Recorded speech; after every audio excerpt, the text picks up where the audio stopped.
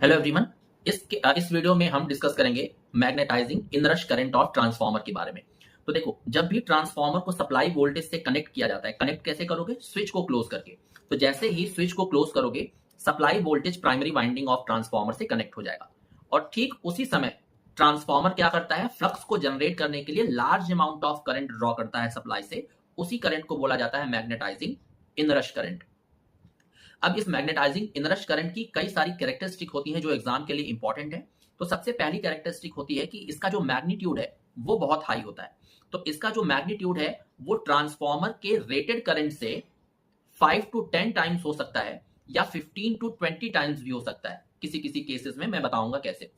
दूसरी कैरेक्टरिस्टिक क्या है कि ये तभी होगा जब आप ट्रांसफार्मर को एनर्जाइज कर रहे हो, यानी जस्ट आप ट्रांसफार्मर को सप्लाई से कनेक्ट कर रहे हो। और ये फॉल्ट करंट नहीं होती, याद रखना, it is not a fault current. तीसरा, इसका जो नेचर है वो ट्रांजिएंट होता है। मतलब ये ट्रांजिएंट नेचर की होती है। इसका मतलब क्या कि ये 1 से 2 साइकिल के बाद खुद से खत्म हो जाती है।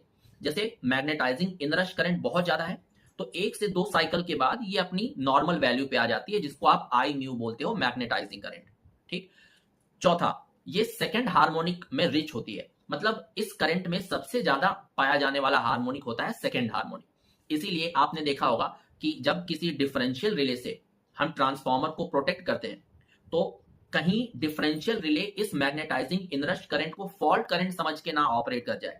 इसीलिए हम क्या करते हैं, उस डिफरेंशियल रिले को सेकंड हार्मोनिक से बायस किया जाता है, उसकी रीस्ट्रेनिंग कॉइल को, ताकि सेकंड हार्मोनिक को देख के ये ऑपरेट ना करे। उसी को बोलते हैं बायस्ड डिफरेंशियल रिले। अगली प्रॉपर्टी होती है कि ये स्विचिंग इंस्टेंट पे डिपेंड करता है। मैंने आपको बताया था ना कि इसका जो मैग्नीट्यूड है वो 5 to 10 टाइम्स होता है फुल लोड करंट के, या 15 to 20 टाइम्स भी हो सकता है।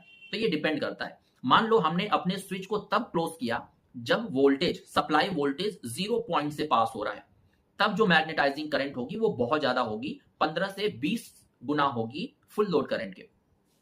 लेकिन जैसे ही हमने स्विच को क्लोज किया उस समय सप्लाई वोल्टेज अपने पीक पॉइंट पे था, तब जो मैग्नेटाइजिंग करंट होती है वो होती है बहुत कम, दैट इज 5 to 10 टाइम्स। है ना, यही एक तरीका है मैग्नेटाइजिंग इनरश करंट को कम करने का, कि आप अपने स्विच को तब क्लोज करिए जब आपका सप्लाई वोल्टेज पीक से पास हो रहा हो, मैक्सिमम वैल्यू से पास हो रहा हो। क्योंकि सप्लाई वोल्टेज तो साइनसोइडल होगा ना, ट्रांसफार्मर साइनसोइडल सप्लाई पे ही काम करता है। अगली जो प्रॉपर्टी है ये रेसिडुअल फ्लक्स पे भी डिपेंड करता है।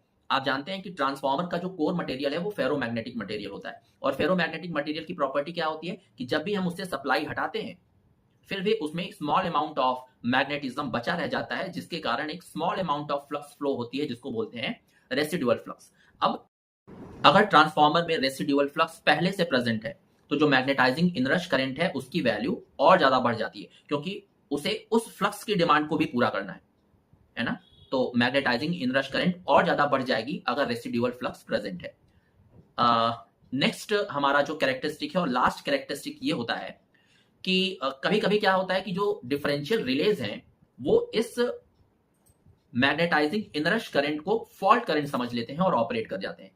उसे बोला जाता है mal operation of protective relays, है ना। तो ये था मैग्नेटाइजिंग इनरश करंट की कैरेक्टरिस्टिक।